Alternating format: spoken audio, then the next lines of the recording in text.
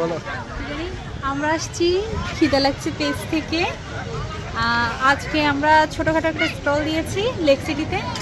তো এই স্টলটা মোটামুটি শুরুতে চলছিল, বাট এরপরে হঠাৎ বৃষ্টি আসলো। তো আমাদের ওয়েদারটা দেখেন খুবই খারাপ, সামনে কী হবে বলতে পারতেছি না এখনো।